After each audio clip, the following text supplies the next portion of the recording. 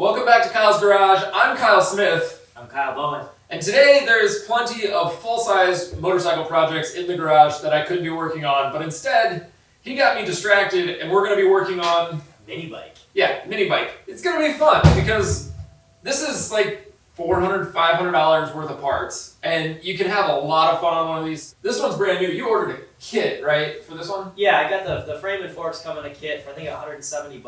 Wow. We walked into this engine from a friend and we figured why not put it together. It's pretty straightforward. So Yeah, so we're gonna slap it together, but the bolting everything together here is not the story. Almost all of you watching this can do that. There's instructions and there's thousands of videos showing you how to bolt this stuff together. What I'm gonna focus on is showing you how to make a really cool seat for one of these, because we got some material and whatnot. You can buy any manner of stock seats and they're kind of boring. So I think we're gonna make something cool, and we're gonna show you some tips on how to build something cool as well. So before we do that, we gotta get all this thrown together, so here we go.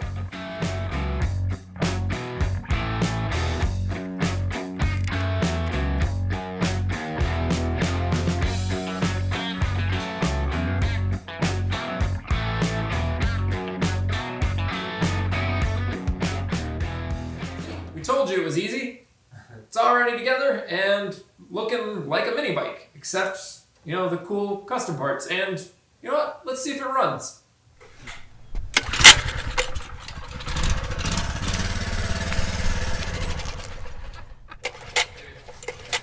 Alright, so starting it did not go to plan, because I don't know if it's a combination of that engine doesn't like the cold, or it's mine.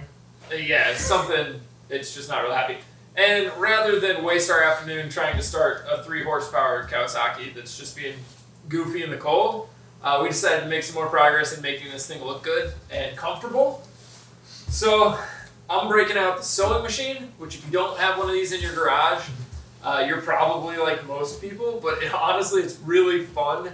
It's a great tool and you can get them fairly cheap. Just search through Craigslist or Facebook Marketplace or wherever and pick up whatever sewing machine you like, as long as it works, and it'll do most of your automotive stuff. So we're actually going to start from scratch. We've got some bulk foam, some cardboard to template, 2 fabrics that he picked out, and we're gonna make hopefully something kind of cool and custom from scratch, which this is really a perfect first upholstery project because it's kind of low stakes. If it looks good, you win.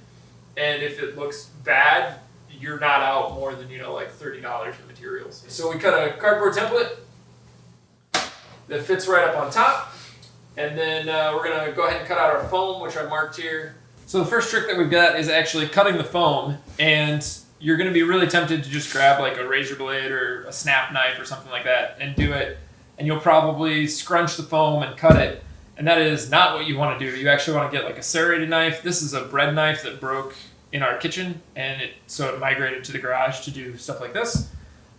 Use a bread knife. If you're really fancy, use an electric carving knife. Oh yes. Is like what works the absolute best. But I don't happen to have one of those that I've had to repair, or is broken enough that it went to the land of misfit toys that is my garage.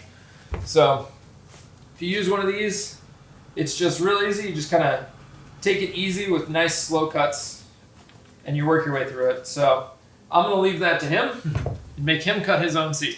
Fun.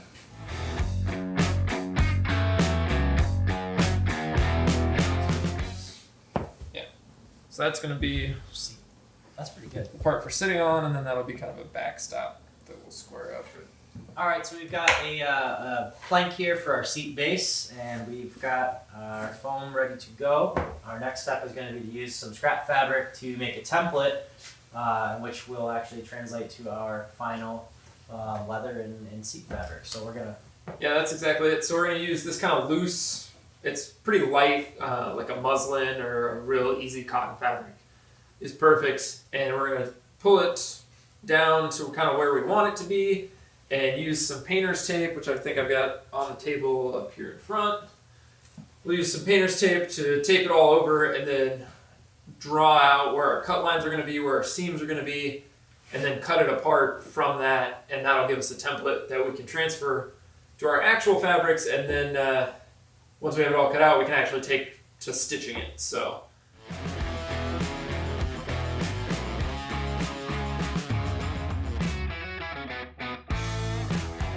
We're working on laying out our templates to actual cut our final fabric here. And the trick is to use chalk, like just old school chalk. And the reason you want to do this is because it won't bleed through any of your fabrics. You can brush it off if you mark the wrong line or anything like that. It's a lot more temporary in a sense, but it still holds a good line. You can draw a nice straight line with it. So we've got everything laid out here. And we're gonna kind of trace around it all and then cut it out and work on stitching our seams together. And the key is to leave at least, well, you really want like an even 1/4 inch on the outside of your line because that gives you room to stitch to your other fabric. So now we gotta lay out.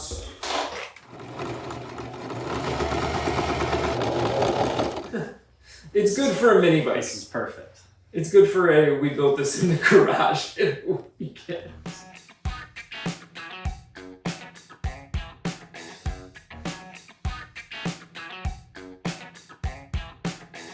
But I think the most fun part about this is this isn't a ton of money in materials. No, gosh. And even if we fail, we learned a new skill or brushed off some old skills.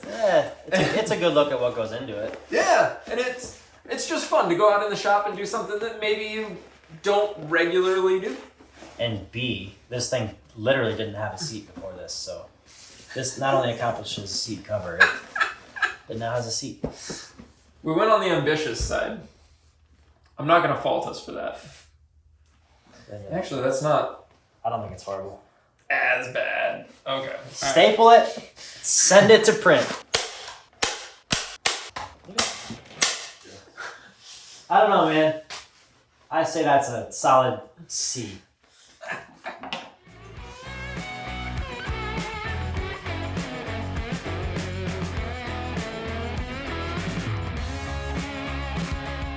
All right, so we've switched to cold beverages, and we're calling it done for the night. This is neither of our finest work. We're not incredibly proud of it, but there's a few key takeaways here that I want you all playing along at home to learn. In a Tuesday night, we built something cool and custom, and that is all of our own, which is pretty great. And we learned a few techniques. We practiced some stuff. Yeah, I have a real sneaking suspicion that January, that real long cold month where I'm stuck inside instead of out here in the garage, I'm going to take another stab at this. But that's fun. Yeah. You know, learn something, make something, refine it, do better next time. That's what we all had to do. We all had to learn. We all had to start somewhere. And a lot of people started on one of these mini bikes. And so it's Tuesday night. We're going to drink a cold one. You should go out and work on your projects. We'll see you next week.